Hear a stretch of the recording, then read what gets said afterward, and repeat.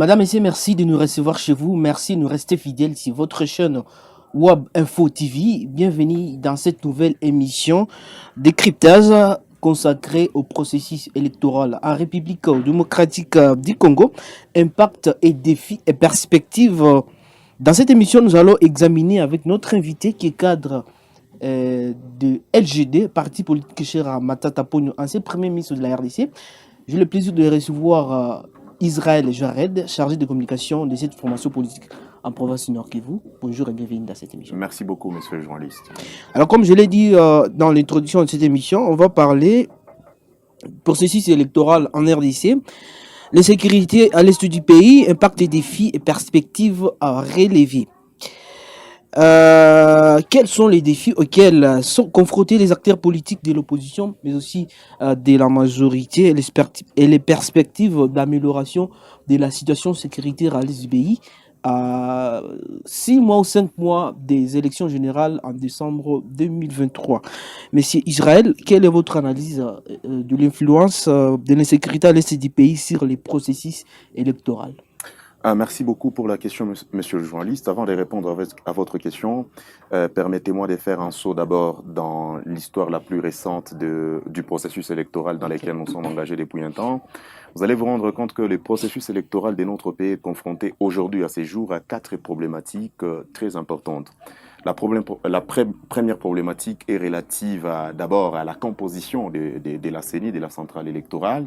Vous vous souviendrez qu'au départ, nous, opposition, avions demandé que cette centrale électorale, les bureaux de cette centrale électorale, soient composés exclusivement des membres de la société pour ne pas que la CENI puisse tomber dans les pièges de la politisation générale et que l'assemblée plénière de cette CENI soit composée maintenant des représentants des partis politiques qui sont participants des parties prenantes à ces processus électoraux. Chose qui n'avait pas été fait. Malheureusement, aujourd'hui, nous nous retrouvons avec une CENI tellement politisée et par conséquent, les acteurs politiques qui sont prenants à ces processus ne font plus confiance à ces bureaux de la CENI. On n'avait pas voulu écouter l'opposition. La majorité en face ou les régimes disait que voilà, ils ne veulent pas se mettre d'accord ou ils ne sont pas prêts pour les élections. Nous allons faire les sourds-oreilles. Et aujourd'hui, tout le monde, tous les acteurs, que ce soit de l'opposition tout comme de la majorité, tous sont butés à cette difficulté. Vous avez une CENI très politisée qui ne bénéficie pas de la confiance de l'ensemble des acteurs. La deuxième problématique de la même CENI, c'est un problème de financement. Comme vous le savez, la CENI à ces jours a besoin de plus ou moins 500 millions de dollars pour financer les processus électoraux. Vous vous souviendrez aussi que le gouvernement, en même temps, a reçu des institutions de Bretton Woods un montant pareil, des 500 millions de dollars. Est-ce que faut-il défalquer les 500 millions reçus du gouvernement directement financer la CENI, la totalité du processus électoral? La question se pose parce que si vous financez la CENI avec les 500 millions que nous avons reçus des institutions de Bretton Woods, cela voudrait dire qu'il y a certaines dépenses urgentes qu'on doit mettre fin à ces dépenses, entre autres la sécurité. Faut-il privilégier les élections aux dépens de la sécurité? C'est une question, c'est une problématique. Est-ce que faut-il reporter les calendriers électoraux ou bien retoucher? Nous, opposition, nous ne sommes pas partants. La majorité en face, c'est-à-dire les régimes en face, dit que nous sommes prêts, nous irons, nous ne voudrons pas, pensant que l'opposition veut prendre part au partage du gâteau. Pourtant, ce n'est pas ça. Donc, il y a plusieurs questions qui entourent alors les processus électoraux. Maintenant, en ce qui concerne ces processus électoraux, pour nous du Nord Kivu, comme vous le savez, nous sommes dans une situation particulière, c'est-à-dire l'état de siège. Or, l'article 61 de la Constitution a déjà réglé cette question. Dans un état de siège, il y a certains droits qui ne sont pas autorisés, parmi lesquels les droits relatifs aux élections, ainsi de suite. Ce n'est pas autorisé. Pourquoi? Parce que c'est une mesure exceptionnelle. Voilà pourquoi les constituants, tellement intelligents plus que tous les acteurs politiques, n'avaient pas voulu que cette condition, c'est-à-dire l'état de siège, puisse se proroger. C'est une limite de 15 jours qu'on peut reporter chaque fois. Mais les constituants étaient malins. Il ne faudrait pas que ça puisse se proroger parce que plusieurs droits, vous privez à la population de plusieurs droits. Donc, il faudrait dans la limite du raisonnable. Mais malheureusement, nous sommes dans un état de siège qui n'est pas comme tel. C'est un état de siège caricatural. Je m'en vais pour preuve.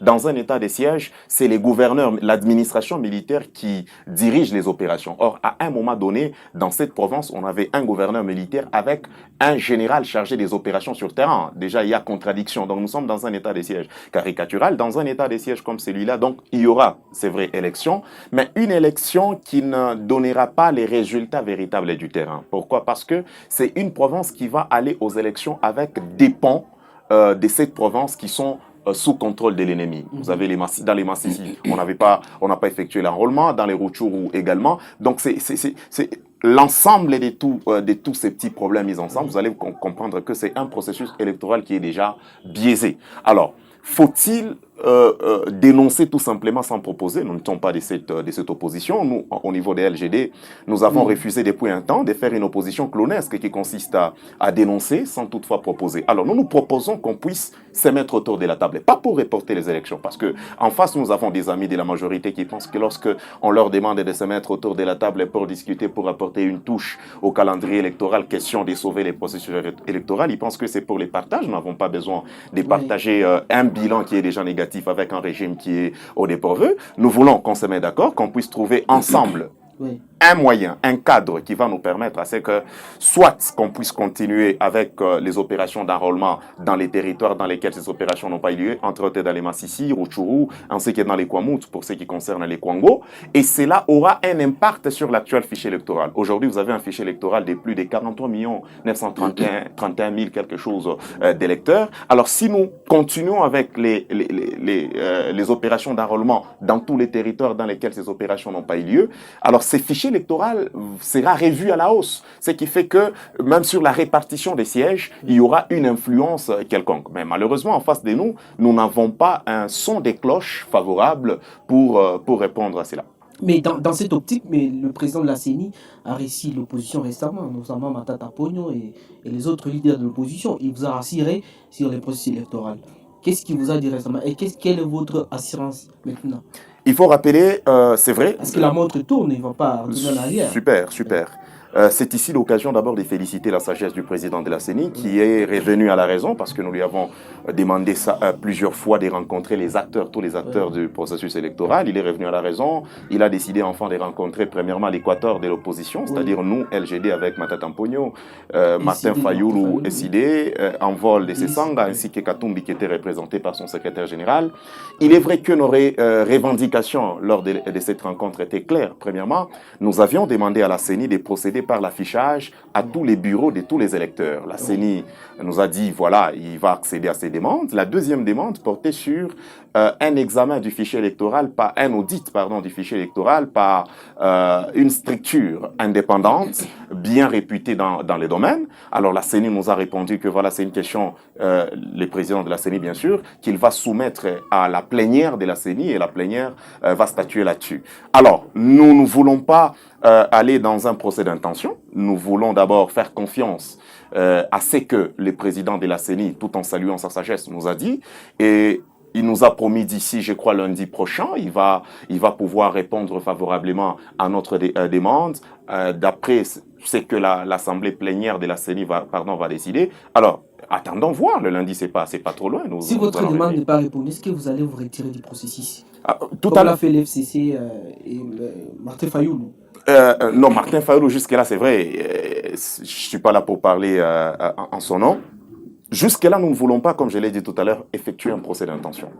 Nous voulons faire confiance d'abord à cette CENI. Alors, si la demande n'est pas satisfaite, est-ce que nous allons nous retirer? Nous déciderons au moment opportun. Nous ne pouvons pas prendre une décision alors que la CENI ne s'est pas encore prononcée. Sinon, ça serait faire un procès d'intention. Or, nous ne nous enregistrons pas sur ces registres-là. Mais est-ce que la CENI ne demande pas un peu trop? Pas la CENI, mais l'opposition, voulais-je dire. Est-ce qu'elle ne demande pas un peu trop alors que les processus avancent déjà et la dernière étape, c'était la loi sur la répartition de sièges. Ouais. Est-ce que vous voulez faire retourner la CENI en arrière ou vous voulez que la CENI aille au-delà de la date constitutionnelle? On ne demande pas trop. Nous sommes par contre dans notre demande légitime. Vous savez, d'ailleurs, sur la loi... le problème, c'est les timings. Bien sûr, oui. La répartition des sièges qui a été promulguée par les présidents de la République est en violation totale de l'article 115 de la loi électorale. Vous savez, l'article 115 de la loi électorale stipule que le nombre des sièges à l'Assemblée nationale, c'est 500 sièges. Or, les fichiers électoraux, comme je l'ai dit tout à l'heure, actuels, a au moins 43 931, je crois, si je ne me trompe pas, d'électeurs enrôlés. Alors, ces 43 millions ne tiennent pas compte des électeurs des territoires non enrôlés, entre autres les Rutshuru, Massissi ainsi que les Kwamouth. C'est pourquoi nous, en tant qu'opposition, nous ne voulons pas aller aux élections avec un fichier qui accuse Mais il y a déjà... un contexte d'insécurité aussi. Bien, C'est le bon. problème. Mais écoutez, posons-nous la question, est-ce que ce contexte d'insécurité est-il vraiment réel ou bien trop amplifié par les régimes pour des raisons qui sont Amplifié propres, comment alors qui sont que le propres président a mis toutes les batteries en marche afin à toutes les batteries, trouver une solution non mais toutes les à cette batteries, question. selon vous, savez-vous, rappelez-vous, nous opposition avions autrefois conseillé au président de la République d'y aller crescendo. Il ne fallait pas directement décréter l'état de siège. Pourquoi aller directement passer à la vitesse supérieure sans toutefois faire recours à d'autres moyens que la Constitution dispose? Mais c'était une mesure disciplinaire. Non, pas une mesure disciplinaire. Vous savez, l'état de siège, c'est une mesure exceptionnelle et la plus suprême, bien sûr. Alors, pour accéder à cette mesure, il faut d'abord vider les autres mesures, vider tous les processus, tous les autres moyens que la Constitution met à votre disposition, et puis faire recours à cette mesure en dernier lieu. Mais est-ce qu'à ce niveau, le président n'a pas violé la Constitution? Il a un pouvoir discrétionnaire. Je suis pas en train de faire... Je suis pas en train de faire je suis pas en train de faire un procès au président de la République. Oui. C'était un conseil parce que je pense que c'est notre rôle. Nous, vous pensez qu'on l'a mal conseillé cette décision? Écoutez, il est dit, je crois que c'est Louis XIV qui l'a dit, que dans un pays, à l'époque c'était les royaumes, l'homme le plus intelligent d'un royaume c'est les rois. Pourquoi? Actuellement, c'est les présidents. Pourquoi? Parce qu'on suppose que le président de la République est entouré de toutes les intelligences du pays. Vous avez les philosophes autour de lui, des juristes, ainsi de suite. Et nous supposons que chacun est meilleur dans son domaine. Alors, lorsque le président de la République arrive à prendre des décisions qui posent problème sur le terrain, cela voudrait dire que son entourage a un problème. Peut-être que vous le dites parce que vous êtes de l'opposition. On ne le dit pas. La majorité, ils estiment que c'était une bonne décision. Je vais vous donner un exemple. Je vais vous donner un exemple. Du temps qu'il était Premier ministre, Matata Ponyo, savez-vous que Matata Ponyo soumettait ses propres conseillers à un test de recrutement? Ils étaient recommandés par des partis politiques, mais pour entrer dans son cabinet, il y avait un test. Et c'est lui qui réussit, qui satisfait les tests, il les prend comme conseiller. C'est lui qui ne satisfait pas, alors il retourne et les partis doivent proposer quelqu'un d'autre. C'est ça un leader qui veut des résultats, qui veut se rassurer qu'autour de moi, il y a les meilleurs, chacun dans son domaine. Il ne faudra pas prendre les gens par complaisance. Vous savez, il est vrai qu'en tant que roi, en tant que président, on ne se fait pas de nouveaux amis en politique. On s'appuie sur les anciens amis, à condition que ceux-là soient compétents. Sinon, cet entourage aura un impact malheureusement négatif sur vos prises de décision. C'est ce que nous voyons aujourd'hui. Le président des conseillers ne veut pas s'appuyer sur les caprices de tout le monde. Nous ne demandons pas qu'il s'appuie. L'Église catholique, la société civile. Vous savez, ces pays, on nous a habitués à une opposition qui était prête à tout, à casser, surtout à descendre dans la rue. Mais le rôle de l'opposition, c'est de jouer les contrepoids. Les contrepoids, pas pour... c'est pas parce qu'on est contre les régimes. Pas voir tout en noir. Non, ce n'est pas qu'on est contre les régimes. Nous éclairons les régimes. C'est l'opposition qui permet au pouvoir de réajuster les tirs en se disant, bon, écoutez, ce qu'ils ont dit, c'est pas totalement faux. On peut replacer les bouchons. C'est d'ailleurs l'opposition qui améliore en réalité les bilans de ceux qui sont au pouvoir. On a tendance à voir l'opposition prendre, c'est-à-dire ceux qui ne vont pas, par exemple, comme l'état des sièges, comme marcher-pied. Non, lorsque vous avez en face en face de vous un pouvoir qui ne veut pas prêter attention à ce que l'opposition dit, qui procède par des procès d'intention, on arrive à ce que nous disons tout à l'heure. Pourtant, c'est quelque chose que nous avions dénoncé autrefois, par exemple, sur la composition du bureau de la CENI. C'est l'opposition qui a proposé cela. Mais on a voulu ramener tout le monde autour de la table afin de discuter parce que ce n'est pas une bonne chose. Mais dans la CENI, dans la commission de la CENI, il y a les acteurs de l'opposition, de la majorité et de la société civile. Attention, une opposition fabriquée par les Manar venu du FCC. Écoutez, fabriquée par le pouvoir en place. Les FCC jusqu'à preuve des contraires. Fabriqués. Bien sûr, jusqu'à preuve des contraires, les FCC n'est pas partant. Et on justifie l'absence du FCC au processus électoral par une jurisprudence datant de 2006, comme quoi l'UDPS avait désisté, nous sommes partis aux élections. On ne peut pas justifier une bêtise par une autre. Écoutez, l'UDPS avait désisté en 2006, nous sommes allés aux élections. Avec quel bilan par après? Il y avait une crise par après. Est-ce que voulez-vous qu'on aille aux élections en 2023 avec certains acteurs majeurs qui se désistent pour que, par après, nous puissions avoir des dirigeants ou des institutions qui sont contestés par une partie importante de la population? Posons-nous toutes ces questions. Alors, s'il faut tenir compte de cette préoccupation, c'est-à-dire, vous voulez que la CENI soit récomposée? Est-ce qu'il y a encore du temps? Il faut au moins 6 mois pour recomposer cette structure et tout ce qui va avec, mais aussi, vous avez aussi décrié la composition de la Cour constitutionnelle. Bien sûr. Voilà. Alors, écoutez, nous ne demandons pas... Vous n'êtes pas prêt à aller aux élections. Alors. C'est ce que vous dites, c'est ce que vous avez compris.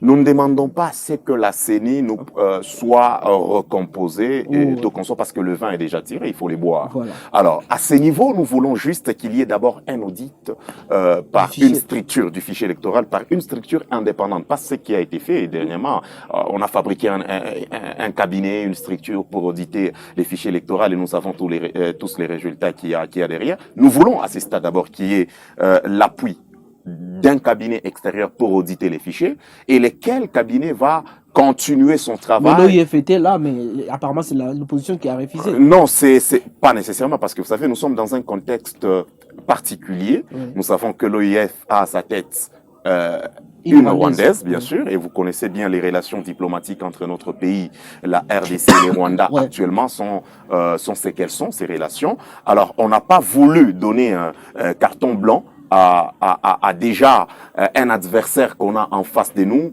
qui puisse faire de notre fichier électoral tout ce qu'il veut. Nous, ce que nous avions dit, on avait dit, il faudrait qu'au niveau de l'OIF, qu'on puisse dans la mesure du possible, créer une cellule particulière des crises qui pourra s'occuper de la question. Mais les pouvoirs en place a répondu négativement. Nous ne sommes pas là, mais l'OIF n'est pas la seule structure qui peut auditer d'une manière indépendante un fichier électoral. Le monde est fait des cabinets très sérieux qui sont crédibles, qui doivent ensemble auditer ces fichiers électoraux.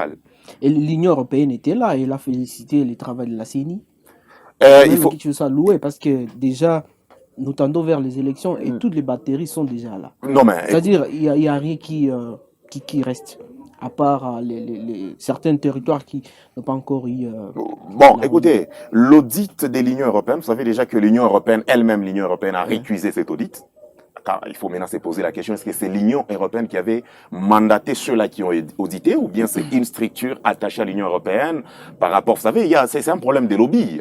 L'Union européenne est faite en majorité aussi des gens qui sont prêts à tout lorsqu'on leur propose quelque chose sur la table. Alors, la même Union européenne est revenue sur l'audit. Posons-nous la question, est-ce que c'est véritablement l'Union européenne qui a audité les fichiers électoraux ou bien c'est une structure autre que l'Union européenne qui est venue se présenter au nom de l'Union européenne avec certains acteurs de l'Union européenne qui ont accompagné la structure. Donc, toutes ces questions se posent. Moi, je pense que les mieux, si la CENI n'a rien à cacher, n'a rien à se reprocher et les pouvoirs en place, pourquoi refuser un audit d'un cabinet indépendant? Qu'est-ce qu'on cache? Soit il y a anguille sous roche, qu'on nous dise tout à l'heure, parce que si vous n'avez rien à cacher, eh bien, vous accédez directement à la demande. Mais la CENI, elle est ouverte et elle a reçu l'opposition. Elle a reçu l'opposition. Récemment, elle a reçu Adolphe Muzito. Bien sûr, c'est pas plus tard qu'hier, elle a reçu, le président a reçu Adolphe Muzito, bien sûr, mais c'est pour nous, est-ce qu'on accède à toutes les demandes, à toutes nos demandes? Posons-nous la question. Nous, notre problème, c'est accéder à tout ce que nous proposons. Nous avons discuté, nous proposons, mais il faudrait que la CENI, à un moment donné, puisqu'elle s'est dit indépendante, elle n'a rien à cacher, pourquoi refuser de faire appel à un audit extérieur, à un cabinet extérieur pour auditer les fichiers électoraux? Vous n'avez rien à cacher. Vous n'avez rien à cacher. Soit il y a un anguille sous roche, comme je l'ai dit tout à l'heure. Est-ce que vous ne croyez pas que cette insécurité va impacter négativement sur la bonne tenue de ces élections? Il est vrai que l'insécurité aura toujours un impact sur les processus électoraux, parce qu'il ne faudrait pas que nous allons... Le gouvernement se déploie. Pardon, il ne faudrait pas que nous allons aux élections tout en acceptant en partie, sans les dire ouvertement, la balkanisation de notre pays. Comment est-ce que vous allez voter sans vos compatriotes des Massissi? Comment est-ce que vous irez aux élections sans vos compatriotes des Rutshuru ou des Kwamout? C'est déjà accepter une balkanisation. Il faut ajourner les élections alors? Pas ajourner, mais c'est possible de récupérer parce que on nous a dit, ces régimes a vanté les résultats de la diplomatie du président de la République, comme quoi avec l'EAC, qui occupe les zones autrefois occupées par les M23, on pouvait y accéder facilement. Alors, si la diplomatie a donné un résultat positif, pourquoi ne pas intégrer tout de suite ces électeurs-là? Est-ce que l'opposition ne cherche pas un dialogue? En fait, de toutes les façons, en politique, toutes les crises sont résolues par un dialogue. Mais les dialogues que nous demandons, ce n'est pas un dialogue à l'issue duquel il y aura partage du pouvoir. Parce que le bilan du régime est déjà négatif. Nous ne voulons pas participer ou donner crédit à un bilan qui est déjà négatif. Nous voulons un dialogue pour trouver des solutions, lesquelles solutions vont nous permettre d'avoir des élections libre, apaisée et inclusive, qui ne devrait pas déboucher sur une autre crise. Parce que rappelez-vous, en 2018, ce que nous vivons aujourd'hui, c'est la résultante de ce que nous avons vécu en 2018. Nous ne voudrons pas aussi assister à cela après 2023, mais nous voulons un processus crédible. Les temps, c'est vrai, dans 5 mois, si nous avons la volonté, s'il y a la volonté du pouvoir, comme nous avons la volonté dans l'opposition, on peut trouver un compromis, on peut résoudre ce que nous devons résoudre. Mais le président va rester en fonction en même temps. Nous ne récusons pas sa légitimité. Il est président de la République. C'est ce que je vous ai dit tout à l'heure. Ce n'est pas un dialogue qui va déboucher sur les partages du pouvoir. Non. Mais c'est un dialogue qui va nous permettre de baliser les chemins pour les élections libres. Mais tous les dialogues, souvent, ça débouche toujours à un partage du pouvoir. Pas nécessairement. La politique non, mais écoutez, pas nécessairement. Vous savez, nous avons une mauvaise conception du dialogue dans ces pays. Donc, c'est seulement s'il y a dialogue, il y aura un nouveau gouvernement. Il y aura pas nécessairement. Ouais. On se sert de la jurisprudence Kabila. Rappelez-vous les premiers mandats de Kabila de 2011 à 2016, il n'y avait pas de dialogue. Il n'y avait pas de dialogue. Pourquoi les dialogues sont intervenus au deuxième mandat? Le dialogue de Saint-Sylvestre. C'est au deuxième mandat. C'est au deuxième mandat parce qu'il savait qu'il jouait sa dernière carte. Ouais. C'était le dernier carton à jouer. Mais là, les dialogues que nous voulons, ce n'est pas un dialogue de partage des pouvoirs. C'est lui du partage du pouvoir parce que c'était le deuxième mandat de celui qui ne sera pas candidat et il n'avait rien à perdre. Et vous voulez que ces dialogues soient dans quel cadre? Vous voulez rencontrer le président de la République ou réunir toutes les structures? Bon, vous savez déjà que la CENI actuelle, elle porte en son sein la sémence de sa propre autodestruction. Pourquoi? Parce que la loi est claire. On avait laissé la direction de la CENI à la société civile, disant les confessions religieuses, pour être clair. D'abord, les confessions par elles-mêmes n'ont pas trouvé un terrain d'entente. Pourquoi? Parce qu'on a politisé les confessions religieuses. Il y a d'un côté, vous avez des confessions qui présentent des velléités du pouvoir. D'autres, vous avez des confessions qui sont nourries par les pouvoirs. Mais il y a d'autres qui veulent toujours, je dirais, prendre une grande partie du gâteau. C'est ça aussi le problème. Bien sûr que oui, parce que sur terrain, ces confessions religieuses n'ont pas la même proportion. Dans ces pays, les catholiques sont comptés au nombre de 44 millions au moins. Posons-nous la question avec les églises des réveils qui jouent, les protestants, ainsi de suite. Alors, il fallait d'abord... Il fallait que eux-mêmes d'abord poursuivent. Les dialogues dont nous voulons, c'est un dialogue qui nous permettra demain d'avoir des élections qui ne dépendront pas nécessairement des confessions religieuses. Il est possible d'organiser des élections dans ces pays avec les ministères de l'Intérieur. C'est possible. Il est possible d'avoir une CENI... Supprimer la CENI. Il est possible d'avoir une CENI. Dans tous les pays, il y a des CENI. Mais qui dépendent... Comme en France, c'est les ministères de l'Intérieur qui... C'est les ministères de l'Intérieur. Dans toutes les grandes démocraties, c'est le ministère de l'Intérieur. La CENI, c'est une structure du ministère de l'Intérieur qui est chargée d'organiser les élections, mais qui dépend totalement du ministère de l'Intérieur. Il n'y a pas une structure indépendante, non, une structure au sein du ministère de l'Intérieur. C'est possible si nous, politiciens, nous mettons des des côtés, et nous pouvons trouver à cela. Les mal de ces pays, c'est quoi? Nous sommes incapables. Lorsque vous regardez les acteurs... C'est-à-dire qu'il faut une loi votée par le Parlement. Après. Bien sûr que oui, c'est possible d'arriver à cela. Lorsque vous regardez la structure politique, la classe politique de notre pays, tous les acteurs politiques, que ce soit de l'opposition ou du pouvoir, nous partageons les mêmes idées. Mais malheureusement, dans ces pays, nous avons pris la mauvaise habitude de créer des projets autour des individus. Créer des projets autour des individus plutôt que de créer des projets autour des idées. Nous sommes tous presque de la gauche dans ces pays. Nous sommes tous presque des socialistes ou des sociodémocrates. C'est la gauche dans l'ensemble. Mais comment se fait-il que nous partageons les mêmes idées politiques? Nous n'arrivons pas à trouver un consensus. La question se pose. Donc, je pense que le moment est venu qu'on puisse se mettre autour de la table, majorité tout comme opposition, qu'on puisse dégager quelque chose qui fera ce que nous ne puissions pas assister, nous ne soyons pas retenus, des prisonniers, des confessions. Aujourd'hui, les confessions religieuses, ça permet de tirer à boulet rouge. Pourquoi? Parce que c'est nous, politiciens, qui leur avons permis cela. Récemment, le président de la République a condamné l'Église catholique. Mais c'est trop tard déjà, c'est nous politiciens qui avons créé cela. Il est possible que nous puissions récupérer la chose afin que l'Église soit cette Église au milieu du village, puisse s'occuper des affaires apostoliques. Comme le président l'a demandé. Des affaires apostoliques. Mais nous politiciens, parce que nous ne voulons pas comprendre. Mais l'Église est toujours là depuis longtemps. Elle est toujours là. Vous rappelez de Laurent Mossengo avec la conférence souveraine. Ça date de longtemps. Ça date de longtemps. L'Église catholique... Nous, politiciens, c'est nous, politiciens, qui donnons les pouvoirs qu'à l'Église catholique. Mais actuellement, l'Église catholique est proche de l'opposition. L'opposition est C'est vous qui le dites. L'Église catholique n'est pas proche de l'opposition. L'Église catholique est dans son rôle. Pas proche, mais ils sont presque... dans le même idée. Non, mais c'est parce que c'est que l'Église catholique veut rencontre, malheureusement, c'est que l'opposition toujours réclamait tout ces temps, la transparence. La transparence, qui est la transparence dans ce processus électoral.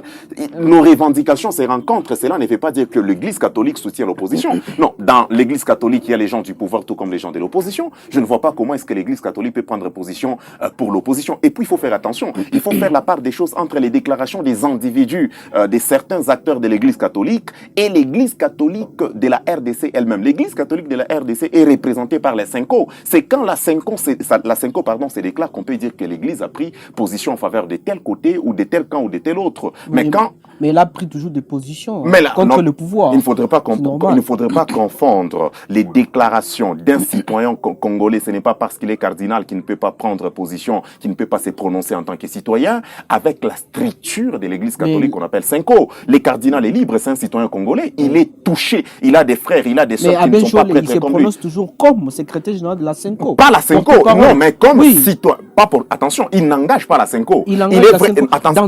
Dans toutes les interventions, il engage la Cinco. C'est vrai, il est secrétaire d'une structure très importante qu'on appelle la Cinco, mais il est citoyen congolais, n'oubliez pas. Mais là, il parle comme Cinco. Non, mais attention, quand il parle, il faut faire la part des choses entre Chole en tant que citoyen congolais et les monseigneurs Chole en tant que secrétaire d'une structure qu'on appelle Cinco. Alors, les décisions, n'oubliez pas, l'Assemblée est toujours souveraine. Les décisions de la Cinco sont issues de l'Assemblée souveraine de la Cinco. Lorsque la Cinco s'est réunie, les évêques se réunissent, ils décident, et là, les monseigneurs Chole peut prendre la parole au nom, tout en donnant la position de ce que l'Assemblée a décidé. Mais qu'il prenne position, même dans sa casquette de secrétaire, en tant que simple individu d'un pays qu'il chérit le plus, est-ce que c'est pour autant qu'il a pris position par rapport à un camp ou à un autre? Je ne pense pas. Merci beaucoup, on va acheter dans cette émission. Mais est-ce que les LGD se préparent déjà? Vous avez aligné déjà combien de candidats au niveau national? Ah, ok. Les LGD est pris depuis 2018, depuis 2020, disons, quand nous avions lancé notre 21, pardon, quand nous avions lancé notre projet politique. Nous sommes déjà prêts. Prêts, c'est-à-dire, nous n'avons pas de raisons à avancer. C'est l'un des leaders politiques, Matata Mponyo, qui a été le premier à condamner l'agression rwandaise, comme pour dire, nous sommes un parti républicain. Il a une tâche sur lui, une tâche d'huile. La Écoutez, question de ce n'est pas ça la détournement et tout ce qui va avec, ça lui pose problème. Je suis très à l'aise pour vous répondre à cette question. Vous savez, si vous le permettez, dans une minute. Les projets Bukangalonzo, je suis vraiment très à l'aise pour répondre parce que c'est ça la tâche noire dont vous dites tout à l'heure. Les projets Bukangalonzo n'a pas été détruit par ce que vous pensez, c'est-à-dire Matata Ponyo tout consort. Les projets Bukangalonzo est détruit en grande partie dans sa totalité par la FEC.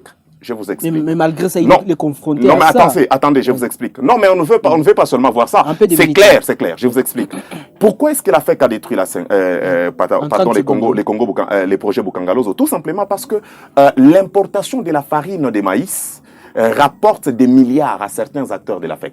Rappelez-vous, après Matata Mponyo, qui a été le ministre des Finances après Matata Mponyo, il s'appelle Henri Yavamoulande. Il provient d'où? De la FEC. Donc le monsieur est arrivé avec une mission claire et précise, celle de casser ces projets. Pourquoi? Parce qu'il y a des patrons de la FEC qui vivent jusqu'à présent de l'importation. Il n'est pas responsable. Les responsables sont connus, mais aujourd'hui, comme Matata, c'est un acteur, c'est un candidat. C'est un acharnement politique. Mais vous le dites d'ailleurs et vous le savez au fond de vous. Comme c'est un candidat sérieux, déclaré pas potentiel, alors il faut utiliser, il faut ramasser. Il n'est pas le seul, mais attention, mais il est l'un des rares sérieux. Il n'est pas le seul. L'un des rares sérieux. Mais écoutez, Matata a un agenda qui n'est pas à négliger dans ces pays. Son agenda est vraiment sérieux. C'est votre chapelle, c'est tout à fait normal. Non, mais est-ce que c'est sur ma chapelle? Non, mais c'est dans une émission sérieuse. Matata, nous le savons dans ces pays que sur les plans internationaux, il a une crédibilité qu'aucun autre acteur de ces pays. Mais la crédibilité, elle est où alors qu'il a déjà une tâche? La justice non mais attention. Peu importe qu'il soit innocent ou pas, mais la justice les poursuit toujours. Il a un dossier. Attention, écoutez, c'est une tâche créée par les régimes en place. Pourquoi? Pour écarter un candidat sérieux. Ce n'est pas n'importe quel candidat. On ne cherche pas à écarter n'importe quel candidat. Il suffisait que Matata ne puisse pas disposer d'un agenda sérieux comme celui qu'il a, pour qu'on ne puisse pas les poursuivre. Vous pensez que Matata fait peur au pouvoir en place? Mais bien sûr que oui, on lui a proposé plusieurs fois de rejoindre l'Union sacrée, il a refusé. C'est au fait ça. Mais attends, il n'est pas le seul candidat qui pèse. Citez-moi un autre candidat qui pèse plus que lui. Je connais l'agenda, son agenda à lui, qui est le plus sérieux. Il fait peur au pouvoir. Donc, je suis très à l'aise de parler de mon candidat que de parler des autres. Alors, en face de lui, il n'y a pas un autre candidat qui a un poids comme celui qui lui a. En plus de cela, il a un bilan qu'il traîne. Après lui, c'est l'hécatombe. Nous passons d'un taux à un autre, d'une variation des taux d'échange à un autre. Certains disent qu'il est parti avec toute l'économie dans sa poche de la RDC. Pourquoi ne pas faire appel à lui pour régulariser? Pourquoi ne pas demander conseil auprès de lui? Quand vous dites ça, c'est-à-dire que vous les crédibilisez. Mais lorsqu'il était à l'extérieur, il lui-même avait dit qu'il va venir affronter la justice congolaise. Bien sûr, mais lorsqu'on pourquoi il a peur, oui, pourquoi il ne veut pas affronter cette justice? Matata Mponyo n'a pas peur. On lui a proposé plusieurs fois par les présidents de la République africains, tout comme de l'étranger, en dehors de l'Afrique, d'aller vivre dans ces pays pour apporter son expertise. Il a refusé. Il a dit, je mettrai au service de mon pays mon expertise. Et je rentre dans mon pays pour répondre à la justice parce que je me reconnais innocent. Alors, quelqu'un qui se reconnaît coupable, qui combattrait la justice, est-ce qu'il rentrerait? Non, nous connaissons... Parce que ce n'est pas les sujets de l'émission, mais vous êtes sûr et franc qu'il était Premier ministre à l'époque, et celui qui gérait, c'est-à-dire s'il était le chef du gouvernement. Bien sûr. S'il était le chef du gouvernement, c'est-à-dire il sait où est parti l'argent de Boukangalonzo. Je vais répondre. Savez-vous que Boukangalonzo a produit du temps où Matata Mponyo était Premier ministre? Kinshasa, on a mangé la farine de Boukangalonzo. C'était les débuts. Écoutez, ça produit durant 2 ans. Et après 2 ans, 2014, Matata Mponyo est parti. Il est parti où? Il n'était plus Premier ministre. Il n'était plus Premier ministre. Il a été remplacé. Après son départ, il a laissé une structure qui fonctionne normalement. Ceux qui sont venus après ont détruit la structure. Et vous voulez que celui qui a laissé la structure en bonne santé financière et en bonne santé agricole puisse répondre des faits des autres, de ceux qui sont venus après lui? Mais sont sérieux? Nous voulons quoi dans ces pays? Nous voulons quoi dans ces pays? Mais c'est ça, c'est qui met à mal sa crédibilité, malheureusement. Non, mais ces élections. Non, mais ça ne met pas à mal sa crédibilité. Tout le monde le sait. Ça se sait de tout le monde que voilà, c'est quelque chose que les pouvoirs veulent créer. Une tache noire qu'on veut imposer sur une chemise toute blanche, malheureusement qui n'arrivera pas, pour créer ces busbis, ces bobos. Mais la tache se voit sur sa chemise. Ça ne se voit pas. Ça dépend des langues à partir desquelles vous voulez voir ces taches. Ça ne se voit pas. Il suffit d'être rationnel, un peu du rationalisme. Vous allez vous rendre compte que... Les gens du pouvoir voient ça, mais l'opposition ne voit pas ça. Non, mais ce n'est pas... Oh, voilà, c'est pour vous dire que c'est vraiment les pouvoirs qui orchestrent ça. C'est les pouvoirs qui orchestrent ça. Parce que les pouvoirs aujourd'hui, la majorité actuelle, est faite à 90% des détracteurs des Matata Mponyo d'autrefois. Je vais vous dire, je vais vous choquer. Savez-vous que le vrai ennemi des Matata Mponyo, certains sont même dans l'opposition, lorsque vous dites que l'opposition voit les choses différemment alors que le pouvoir, certains sont même dans l'opposition. Il a été combattu d'abord autrefois dans sa propre famille politique. Pourquoi? Parce qu'il avait un bilan positif. Pourquoi? Parce qu'il était trop crédible. Et tous les analystes étaient d'accord que si... Vous pensez que c'est les candidats qu'il faut? Bien sûr que oui. Tous les analystes étaient d'accord que si en 2018, à la veille, disons, des élections, la majorité d'autrefois avait proposé Matata Mponyo, elle conserverait les pouvoirs jusqu'à présent. Mais malheureusement, les mauvais calculs de certains acteurs politiques d'autrefois, ils sont passés à côté du joker, de celui que j'appelle joker. Mais aujourd'hui, regardez là où nous en sommes. Regardez là où nous en sommes. On ne peut pas combattre le diable avec les démons, sinon c'est grave. Merci beaucoup, Israël. On va finir cette émission. Mais est-ce que l'opposition va sortir une candidature unique? Est-ce que vous êtes prêt à céder pour l'autre au niveau de LGD? La question n'est pas sur la table, mais je pense que au moment opportun, nous prendrons la décision. Nous, l'Équateur, c'est-à-dire de l'opposition, nous, LGD, SID en face, vous avez Ensemble, ainsi que Envol, de ces sangs, nous nous mettrons d'accord s'il faut une candidature unique possible, mais au regard du bilan largement négatif de ces pouvoirs, que ça soit une candidature unique ou bien par ordre dispersé, ces pouvoirs n'ont aucune chance de remporter les élections. Une partie de l'opposition remportera les élections. Bien sûr que oui. Mais nous sommes tous au Congo. Vous êtes sûr qu'un président n'est pas réélu ou élu à cause de son bilan? Sinon, Joseph Kabila ne pourrait pas faire 18 ans au pouvoir.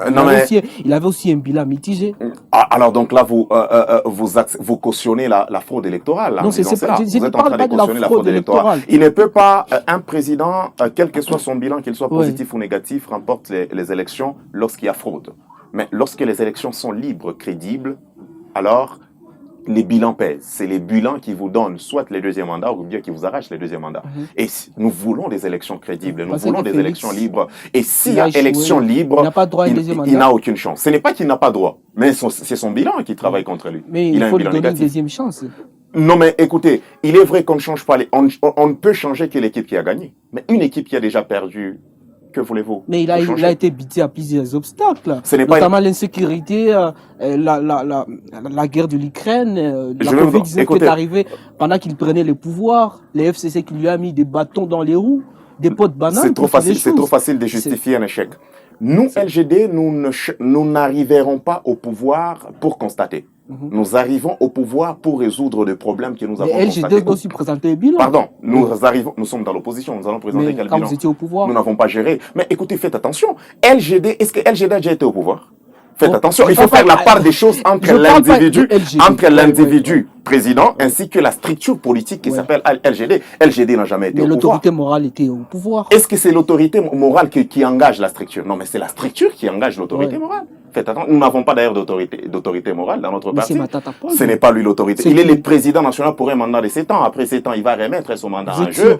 Bien Mais sûr. dans l'opposition, il y a une dictature à outrance. Quelle dictature? Oui, Est-ce que parce dans notre les parti, leaders ne laissent pas le pouvoir aux jeunes. C'est ça le problème. l'opposition d'autrefois qui malheureusement est au pouvoir aujourd'hui. Mais nous, c'est une opposition républicaine autre. Nous ne sommes pas Oui. une opposition clonesque. Nous avons un président national qui s'appelle le sénateur Matata Ponyo, l'ancien Oui. premier ministre, qui remettra son pouvoir 7 ans après en jeu, et nous étudierons s'il faut les reconduire Oui. par une élection à l'interne, bien sûr, ou bien s'il peut se désister pour quelqu'un d'autre. Voilà. Merci beaucoup, M. Rezaël. Mesdames et messieurs, on va terminer cette émission, mais pour conclure, comment entrevoyez-vous l'avenir de la RDC avec toutes ces préoccupations, surtout insécurité? Certains disent qu'il faut ajourner les élections pour s'occuper de cette question d'insécurité. Ou que faut-il faire? Comment voyez-vous l'avenir de la RDC? L'insécurité est due en partie au fait que les régimes actuels ont voulu externaliser la sécurité, la question sécuritaire de Vous ne notre jetez que pays. le pire sur le régime. Écoutez, Ouais. mais ce sont eux qui Mais il y sont a au une pouvoir. agression à Ce sont- l'extérieur. ce sont eux C'est qui pas sont- le régime. Quelle agression? Quelle L'agression rwandaise. Non, C'est mais pas le écoutez, régime. bien sûr que... C'est venu comme ça. Et... Non, mais attendez. Lorsque vous voulez externaliser la question sécuritaire d'un pays, eh bien, vous exposez à tout. Il n'y a aucun pays qui acceptera que ses fils viennent mourir à la place des autres.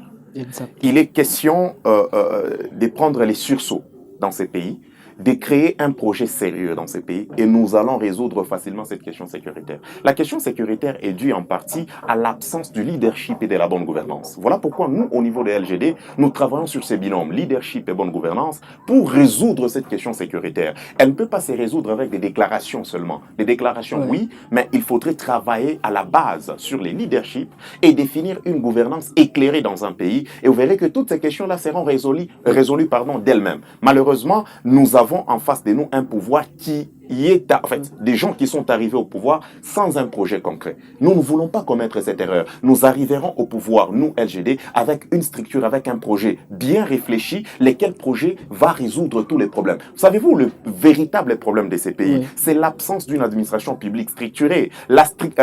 L'administration publique, lorsqu'elle est structurée, c'est la colonne vertébrale d'un pays. Et cette colonne résout toutes les questions sécuritaires, ainsi de suite. Et nous arriverons au pouvoir avec une vision stratégique que nous laisserons à ces pays, même après notre règne, qui aidera les générations futures. Merci beaucoup, monsieur Israël. Mesdames et messieurs, c'est la fin de cette émission. Merci d'avoir accepté notre invitation. Merci beaucoup, monsieur le journaliste. Madame, messieurs, je vous fixe un autre rendez-vous la semaine prochaine. Je rappelle que vous êtes chargé de communication de LGD en province du Nord Kivu. Madame, messieurs, je vous fixe un autre rendez-vous la semaine prochaine avec les mêmes plaisirs. Au revoir.